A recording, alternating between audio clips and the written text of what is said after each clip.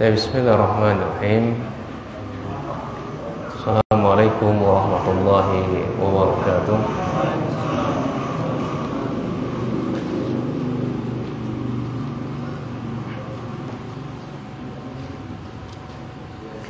Alhamdulillahi malikil jabbar al-wahidil qahhar.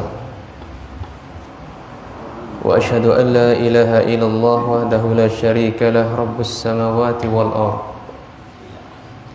wa ma bainahuma al-azizul ghaffar. Wa ashhadu anna Muhammadan abduhu wa rasuluhu mustafa al-mukhtar sallallahu alaihi wa ala alihi wa sahbihi al-akhyar. Sallallahu subhanahu wa ta'ala ayyumuna alaina bi'ilmin nafi' wa amalin salih wa yafaqihna fid din waftalana futuhal arifin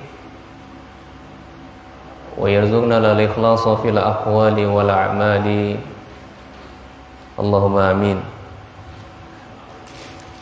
Ahibati fillah, saudara-saudara sekalian, ibu-ibu, kawan-kawan yang saya muliakan ya Allah Subhanahu wa taala. Bitaufiqillah Subhanahu wa taala, kesempatan kali ini dan seterusnya kita akan mengkaji fikih, khususnya fikih yang berkaitan dengan masalah ibadah. Karena kewajiban kita adanya kita di dunia ini sebagaimana yang sudah dimakruhi bersama, sebagaimana firman Allah Subhanahu wa taala, "Wa ma khalaqtul jinna wal insa illa liya'budun." Benar-benar Allah Subhanahu wa taala Allah Subhanahu wa taala mengadakan kita di muka bumi ini untuk satu tujuan saja. Kita dan jin Allah adakan, terlahirnya kita di muka bumi ini untuk satu tujuan saja. Enggak ada tujuan yang lain. Namun satu tujuan ini, subhanallah, rintangannya sangat banyak. Ya, tujuannya adalah al-ibadah. Ibadah kepada Allah Subhanahu wa taala. Ubudiyah kepada Allah Subhanahu wa taala. Baik ibadah yang kaitannya dengan ibadah zahiriyah atau ibadah badaniyah. Zahiriyah di salat, seperti puasa, seperti zakat, seperti haji, ya, seperti taharah. Ini lebih-lebih taharah dan salat ini kita butuhkan di setiap waktu-waktu yang telah Allah SWT tentukan. Maka butuh untuk kita bermujalasah, duduk di dalamnya, mendengarkan firman Allah SWT dan hadis-hadis Nabi SAW dan penjelasan dari para ulama yang berkompeten di dalamnya. Ya, demikian pula jin, sama. Allah adakan kita dan jin sama untuk ibadah kepada Allah. Ibadah zahiriyah atau ibadah badaniyah atau ibadah batiniyah. Seperti raja, tawakal, khauf kepada Allah Subhanahu wa taala, ini butuh untuk mengilmuinya. Baik, ibadah zahiriyah kesempatan kali ini yang kita bahas dalam kitab, kita ambilkan dalam kitab Umdatul Ahkam. Ini pokok-pokok hukum. Ya, pokok-pokok hukum yang dituliskan oleh Imam Abdul Ghani bin Abdul Wahid bin Ali As-Surur Al-Maqdisi, ya, atau lebih dikenal dengan Imam Al-Maqdisi. Ya, Imam Al-Maqdisi. Beliau kumpulkan kitab-kitab beliau ini yang bermuat dalamnya pokok-pokok hukum saja yang berkaitan dengan masalah fikih, dimulai dari kitab Taharah, dan beliau ambilkan, beliau sarikan itu dari hadis-hadis dari Imam Bukhari. Hadis-hadis yang diriwayatkan oleh Imam Bukhari dan Imam Muslim. Umat muslim harus sepakat, tidak ada kitab yang paling tersahih yang tertulis ya kecuali Sahih Bukhari dan Sahih Muslim. Enggak boleh ragu akan kesahihan kedua kitab ini. Ya, tidak boleh ragu akan kesahihan kedua kitab ini. Imam Al-Maghrisi membawakan hadis-hadis dari Imam Bukhari dan Imam Muslim. Ada yang diriwayatkan oleh Imam Bukhari dan tidak diriwayatkan oleh Imam Muslim. Ada yang diriwayatkan oleh Imam Muslim dan tidak diriwayatkan oleh Imam Bukhari ya, rahimahullahu taala. Tapi ala kulli hal, Bapak Ibu sekalian, qala mu'allif rahimahullahu taala, kita langsung membahas poin yang pertama atau kitabul pertama. Di sini beliau membuat ya kitab Thaharah. Tentunya sebelumnya beliau mengawali kitabnya ini dengan basmalah. Tentunya beliau mengawali kitab beliau ini dengan basmalah. Kemudian beliau memuji Allah Subhanahu wa taala. Kemudian bersaksi bahwasanya tidak ada sesembahan yang paling berhak dibenahi dengan benar kecuali Allah Subhanahu wa taala, dan bersaksi bahwasanya nabi kita Nabi Muhammad sallallahu alaihi wasallam ya hambanya dan rasulnya. Kemudian beliau mengatakan kitabu at-taharati, kitab taharah ya, kitab taharah.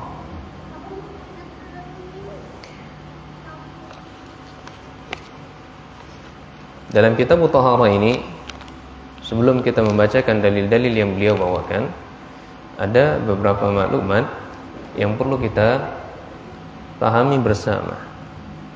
Yang pertama adalah yang kita jelaskan ya, taharah secara bahasa dan istilah atau nama dan ungkapan lain, ini pengertian taharah. Pengertian taharah. Ya. Taharah ini secara bahasa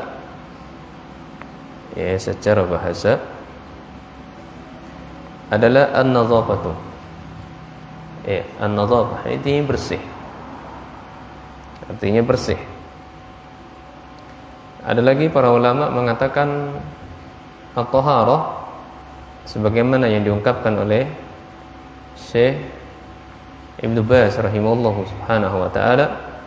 Beliau mengatakan adalah at-taharah itu adalah raf'ul hadas, mengangkat hadas. Ini mengangkat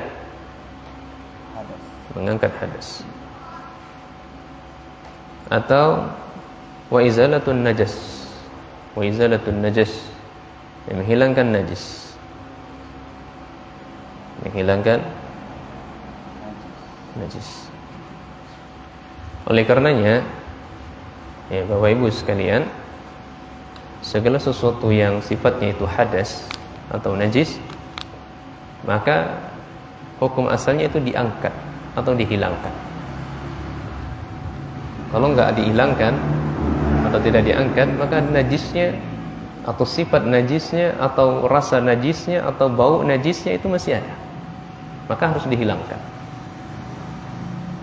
Ya, cara menghilangkannya dilihat najis ini melekat kepada apa? Kepada sesuatu yang kering atau kepada sesuatu yang basah atau langsung menyerap.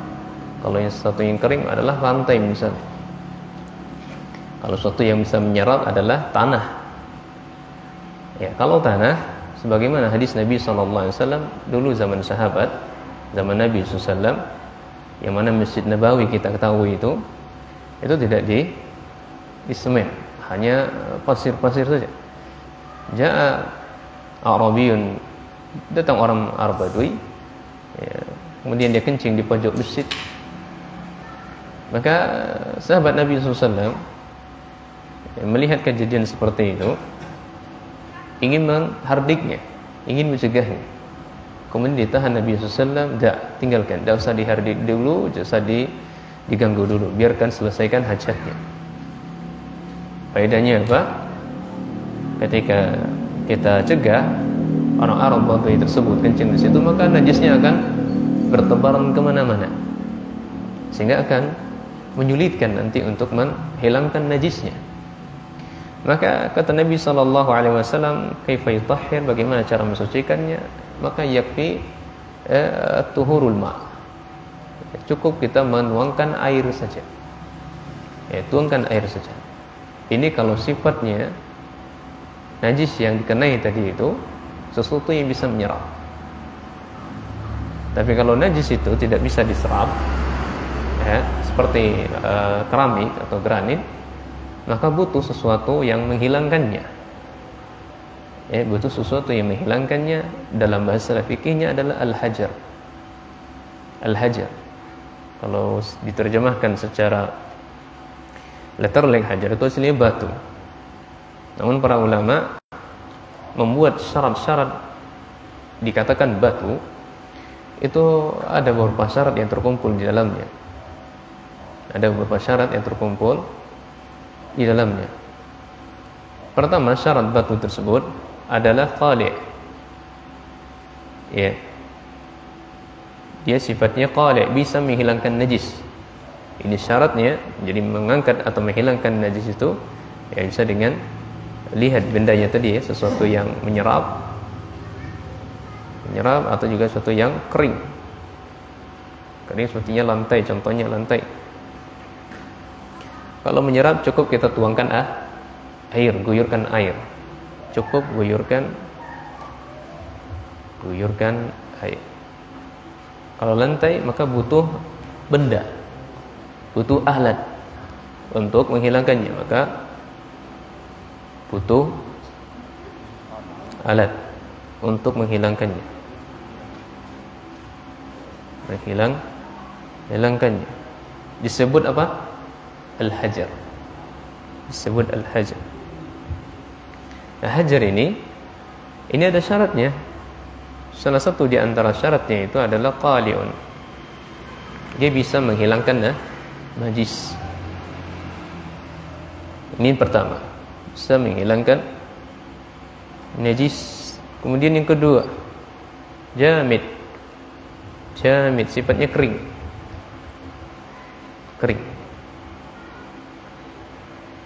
Kemudian yang ketiga syaratnya, ini harus terpenuhi bukan sesuatu yang mulia. Bukan sesuatu yang mulia. Bukan sesuatu yang mulia. Contoh, kita buatkan contohnya. Mana hajar itu? Baik. HP. Syarat pertama, bisa nggak menghilangkan najis? Ada kencing, kita gunakan HP, ini alatnya, bisa nggak hilangkan najis? Kenapa nggak bisa? Karena tidak bisa menghilangkan najis. Bisa nggak, kering nggak ini? Kering, tapi tidak bisa menghilangkan najis. Sesuatu yang mulia atau tidak? Tidak sesuatu yang mulia. Maka tidak terpenuhi syarat. Sekarang tisu. Ada yang sifatnya basah, ada yang sifat kering. Tisu bisa nggak menghilangkan najis? Tisu bisa atau tidak? Bisa. Sepakat? Bisa. Bisa menghilangkan najis. Tapi dia kering atau basah? Kering. Maka akhraja biha, tidak termasuk dari situnya tisu basah. Tapi dia bukan sesuatu yang mulia. Tisu sesuatu yang mulia atau tidak? Tidak. Maka terpenuhi syaratnya. Maka tisu itu boleh digunakan untuk menghilangkan najisnya. Tisu yang sifatnya terpenuhi syarat tadi. Tapi kalau tisu basah, dia tidak terpenuhi syarat karena dia basah. Masih ada ainnya. Suatu najisnya masih ada, rasanya, baunya, warnanya masih ada. Maka nggak bisa. Taib.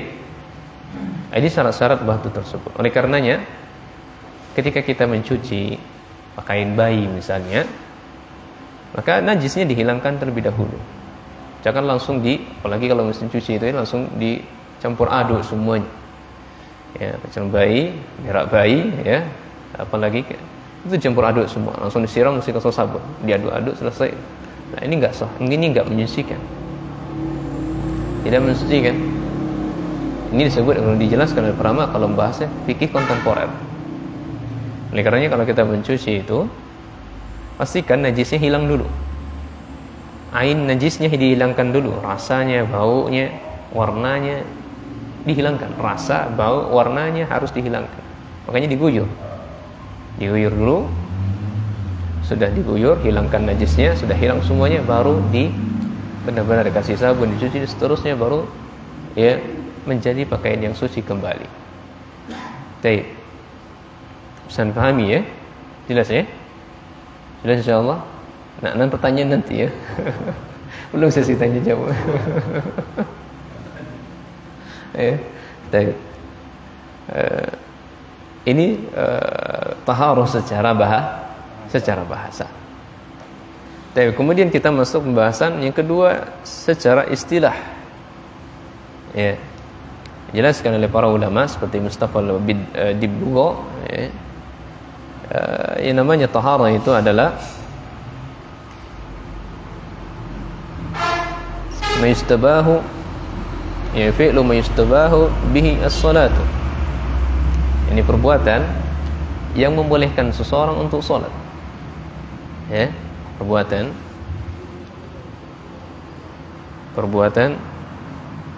yang membolehkan seseorang untuk salat. Makanya mau salat maka harus dia bertaharah, harus bersuci. Baik. Kemudian poin yang kedua yang akan kita bahas adalah dalil-dalil yang mensyariatkan kita untuk taharah, dalil-dalil yang mensyariatkan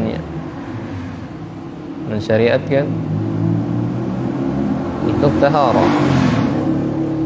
Kalau berbicara dalil, tidaklah terpenuhi di dalamnya melainkan 3 perkara. Kalau seorang berbicara dalil, maka harus terpenuhi 3 perkara. Ya, terpenuhi salah satu di antara 3 perkara. Imma itu Al-Quran, imma itu hadis, wa imma qaulu sahabah. Bukan qala ustaz, qala kiai, qala ulama, la, bukan. Jadi kalau dalil yang mensyariatkannya, mana dalil yang mensyariatkannya, maka butuh salah satu di antara 3 hal. Ada kalanya Al-Quran yang menjelaskannya, ada kalanya hadis Nabi sallallahu alaihi wasallam yang sahih, ya, di dalamnya paling kurang-kurangnya adalah hasan. Kemudian ada penjelasan dari sahabat atau praktek langsung dari sahabat Nabi SAW. Ya. Dalil dari Al-Quran, dalil-dalil yang mensyariatkannya, ini sudah sering disebutkan di majelis-majelis yang ada. Ini bisa dilihat dalam Quran surah Al-Maidah ayat 6. Dalam surah Al-Maidah ayat 6. Di situ Allah Subhanahu wa taala menyuruh orang-orang yang beriman, ya ayyuhallazina amanu, orang-orang yang enggak beriman tutup kuping saja. Yang disuruh hanya orang yang beriman. Panggilannya hanya orang yang beriman. Yang enggak beriman minggir dulu. Ya. Apa yang mesti dilakukan orang beriman? Idza qumtum ila shalah. Ini makhumnya, orang beriman itu mestinya dia menegakkan salat.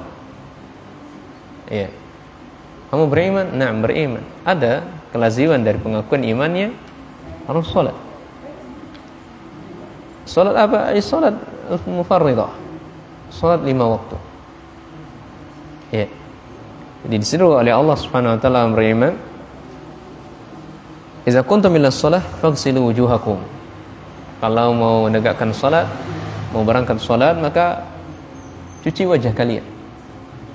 Ya, maka jelaskan oleh para ulama seperti ulama mazhab Syafi'iyah dan ulama yang lainnya atau jumhur dari para ulama, yang namanya wajah batas rambut tumbuh. Ya. Wajah batas rambut tumbuh. Ya. Mana saya di sini? Ini wajah. Kemudian ya sebelah sini ini namanya wajah. Masuk dari sini, batas sini, wajah. Kemudian sampai dari akhir dari jenggot kita di sini. Maka ini dikatakan aurat ya. Di luar dari ini dikatakan aurat. Maka ini di sini harus ditutup. Itu wajah. Ini harus. Jadi kalau mau sholat ya maka basuh wajahnya. Ya, basuh atau cuci wajahnya.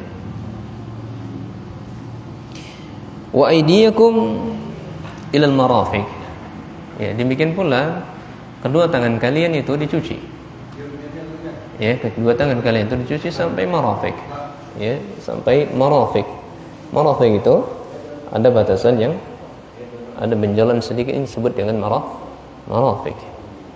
Ya, ini maksud di sini ya ilal marafiq ini jangan sampai di sini. Artinya ada kalau sudah sampai itu ada ya ada lebihnya sedikit ya, ada mestinya ada berlebihan. Iya. Saya sudah sampai ke pasar. Yes. Contohnya saya sudah sampai ke pasar. Iya. Sudah melewati pasar atau masih di dalam pasarnya atau mau masuk pasarnya. Kalau sudah sampai di pasar berarti sudah ya hampir selesai dari pasar. Artinya jangan sampai seperti ya yang dikhawatirkan ini ada terapan ancaman dari Nabi sallallahu akan datang penjelasannya nanti insyaallah. Dalam sunnah Nabi, dalam hadis Nabi sallallahu disunahkan bagi kita untuk memperpanjang anggota wudhu kita.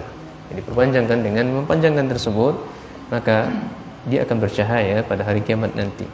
Maka Nabi sallallahu alaihi wasallam. Iya. Wamsahu bi ru'usikum. Ya. Wamsahu bi ru'usikum dan wamsahu, usaplah rambut-rambut kalian.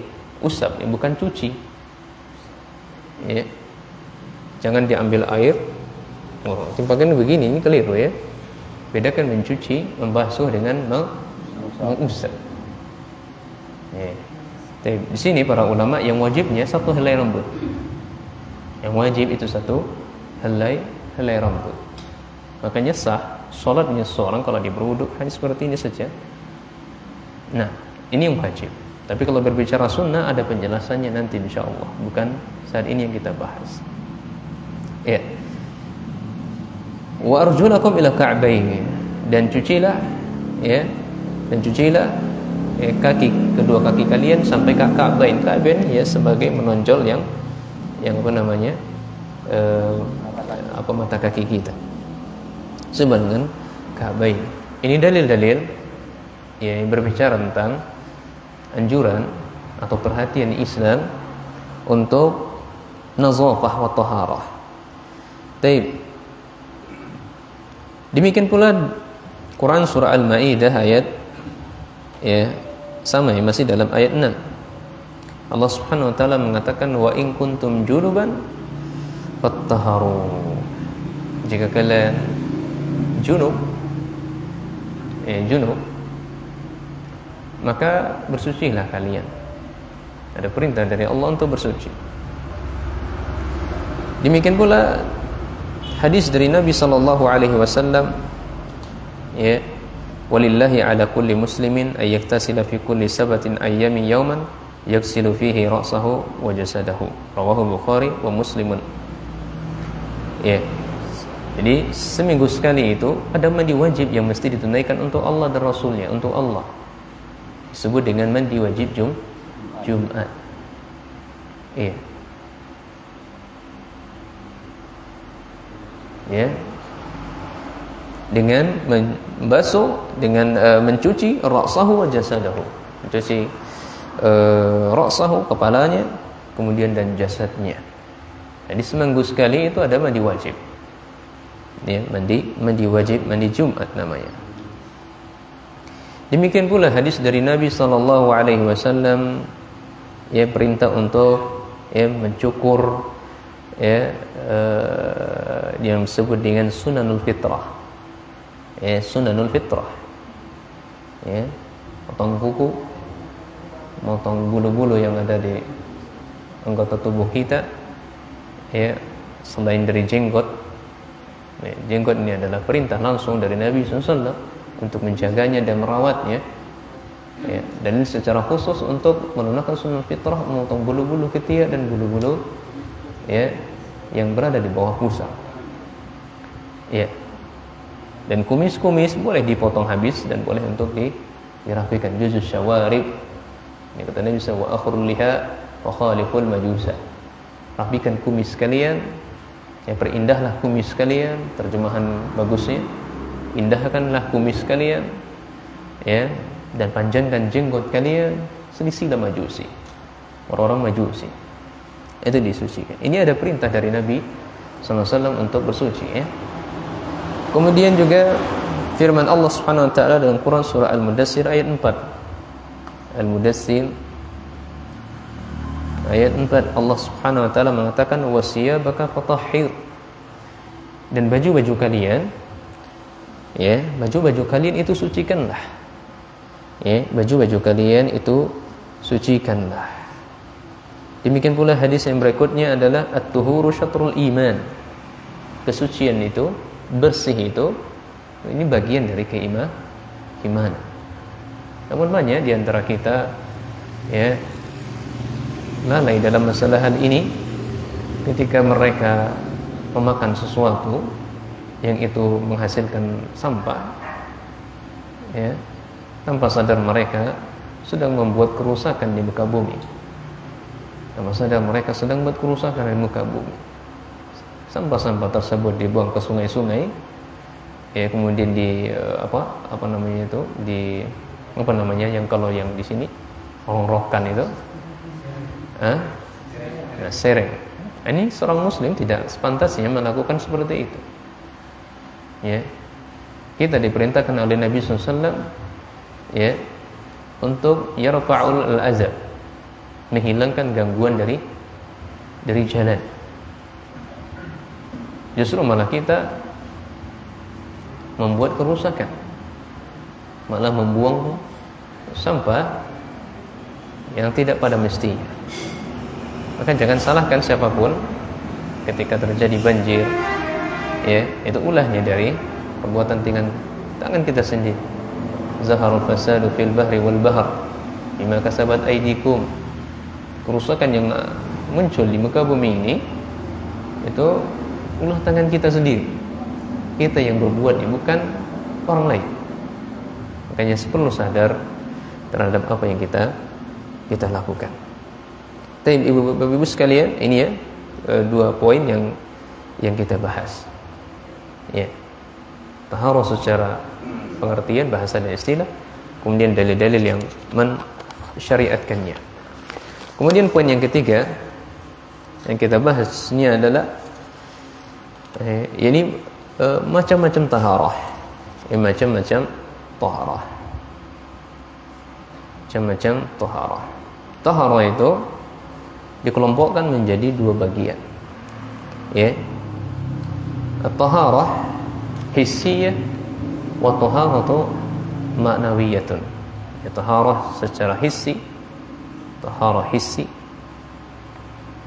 Yang kedua taharah secara maknawi. Ya. Dalam ungkapan lain ada yang disebut dengan taharatul badani wa taharatu al-qalbi.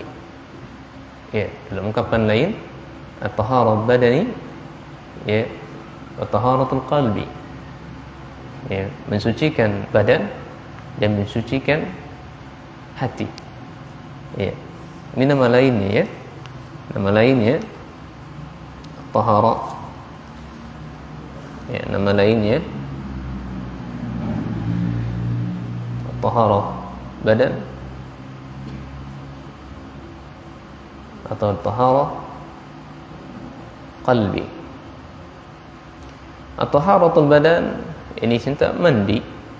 Contohnya ini adalah mandi, kemudian berwudu, kemudian tayammum. Itu contoh mandi, taharatul badan. Kalau taharatul qalbi contohnya bermajelis ilmu, ya, majelis ilmu seperti ini disebut dengan mensucikan hati. Maka orang-orang yang terkumpul di dalamnya sedang mensucikan hatinya. Mensucikan dari apa? Dari aib, dari cacat, dari hal dosa.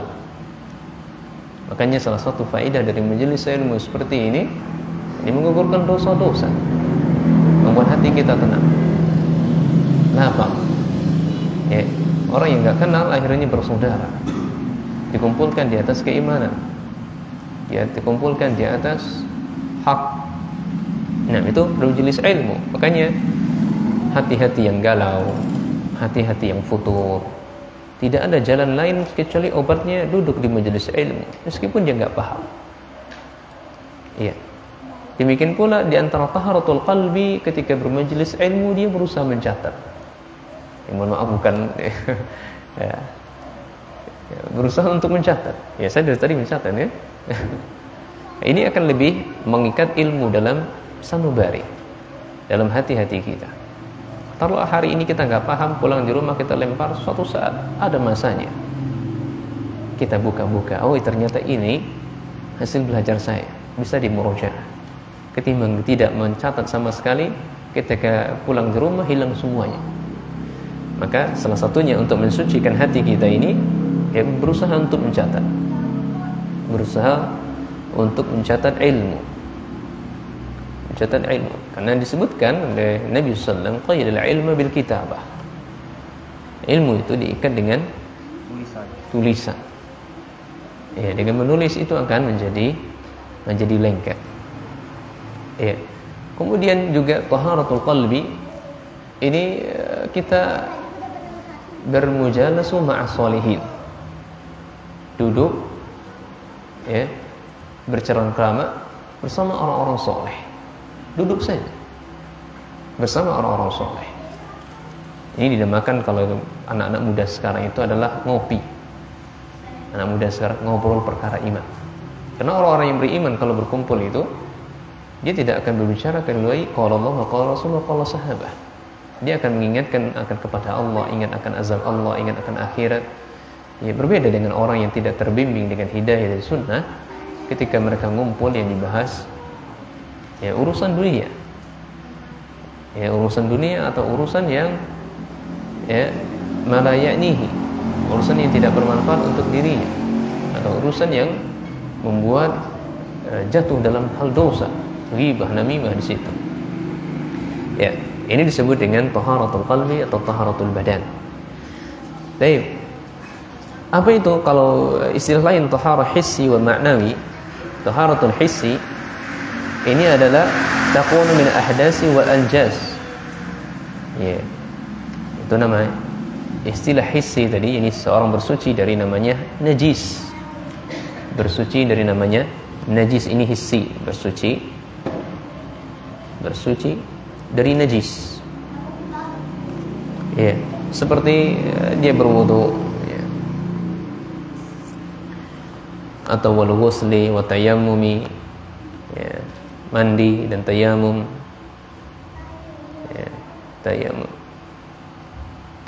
Ya, tayamum indal ajzi in istimalil ma'. Ini tayamum ini dilakukan ketika kita enggak mampu menggunakan air. Kalau menggunakan air malah justru nambah sakit. Misal jadi peperangan, kita kena panah atau kena sayatan pedang, kemudian bermaksa diri kita untuk tayamum, menyebabkan kita meninggal, maka haram hukumnya. Kita nggak mampu untuk menggunakan air, maka cukup tayamum. Ya. Atau, ya, au indal faqdihi, ketika air nggak ada. Fihi tafsir, di sini ada rinciannya. Dilihat, air tidak ada disebabkan apa?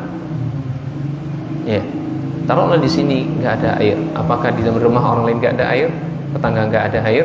Apakah itu sudah sebagai cukup syarat untuk tayamum? Enggak, tidak cukup. Yang pertama, pastikan memang suatu kampung itu memang benar-benar kekeringan. Taruhlah di sini habis sumur masjid air. Belum tentu di tetangganya habis. Bismillah, assalamualaikum Pak, izin apa? Meminta air, buat apa? Berwudu. Ada, maka wudu. Maka belum cukup dikatakan, oh air habis langsung tayamum, tidak. Ini terlalu bermudah-mudahan dalam masalah ini. Baik. Satupun tetangga gak ada air, yang ada hanya penjual warung. Ada sesuatu yang mampu kita keluarkan dari harta, keluarkan. Tapi dilihat harta yang dikeluarkan kita ini ketika kita membeli air, apakah membuat kita mati atau tidak? Ya, harta, kita punya sesuatu harta cukup untuk kita makan hari ini. Kita beli air membuat kita menghilangkan nyawa, maka ditunda untuk membeli air cukup dengan tayamum saja. Jadi pastikan, ini sifat rincian. Jadi fikih itu, belajar fikih ini dalam, ibu sekalian ya. Belajar fikih itu dalam. Tapi di sini hanya dasar-dasar saja, kulit-kulit saja yang saya singgung, dan tidak akan menyinggung yang namanya silang pendapat di antara para ulama. Karena belum makamnya, belum waktunya kita untuk membahas seperti itu. Ya, ini ya, di tayamum ya, ketika kita memang nggak mampu menggunakan air, dan ketika air itu dipastikan benar-benar tidak ada. Nah, kalau taharatul ma'nawiyah, ya, maknawi adalah taharat takunu minal kufri wal fusuqi wal isyan. Kita mensucikan diri kita dari namanya kekufuran, mensucikan diri namanya dari kefasikan, mensucikan diri kita dari namanya dosa dan maksiat. Ini taharatul ma'nawi. Ya. Taharatul ma'nawi, membersihkan diri dari dosa. Membersihkan diri dari dosa seperti apa? Tidak ada jalan lain, taubah. Ya, qul li ibadi, ya, qul ya ibadi law kana asrafu wa la taqnatu min rahmatillah innallaha yaghfiru dzunuba jami'a. Katakan wahai Muhammad bagi hamba-hamba yang melampaui batas, ya, taubatlah kepada Allah Subhanahu wa taala. Sungguhnya Allah Subhanahu wa taala mengampuni semua dosa. Ya, ini taubat dengan cara taubat. Baik, sudah masuk azan. Nanti insyaallah akan kita lanjutkan pada Isya insyaallah ya. Pada Isya. Bismillah taala. Di luar dugaan saya rasa tadi 4 atau 5 hadis selesai. Ternyata qadarullah. Ala kulli hal. Subhanakallah bihamdika asyhadu an la ilaha illa anta astaghfiruka wa atubu ilaik. Assalamualaikum warahmatullahi taala wabarakatuh.